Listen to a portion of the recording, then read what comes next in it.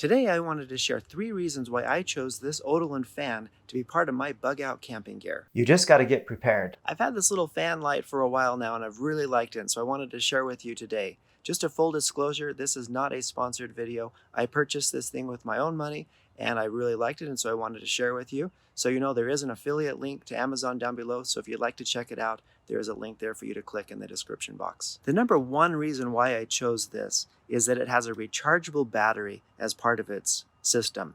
And so I don't have to have any extra batteries to make it work. I just need to be able to recharge those batteries, which is great because that works with my charging system. All I have to do is plug it into my solar charging system here, and as you can see, it's already charging back up. And it's super simple to be able to keep this thing charged up even if you're in a bug out situation. Because it has a 10,000 milliamp battery built into it, that gives me the ability to use it to charge other things if needed. As you can see, I'm able to charge up my emergency radio if that's more important than having this fan running for me. As a side note, these little charging cables are super handy. They've got different connections depending upon what you need to charge.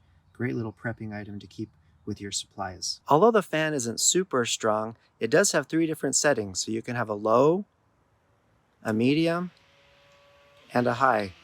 And it kind of blows my hair around just a little bit, which is super nice if you're just needing some air movement in the tent. It also has the ability to set up on the table. If you're going to set it up in the tent, you'll need some sort of hook device here to be able to clamp it to, because it does have a ring to be able to put it on, but you need some sort of attachment point to be able to hang it in the tent. And if you want to set it on the ground or on a table, it has this pivoting point where you can adjust it to whatever you want it to be and move it and take it wherever you'd like it to be.